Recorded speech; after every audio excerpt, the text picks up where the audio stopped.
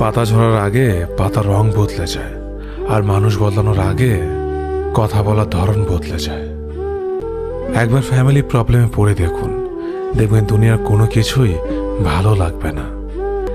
সময়ের সাথে বোঝা যায় কে আপন, কে পর, কে বন্ধু, আর কে স্বার্থপর।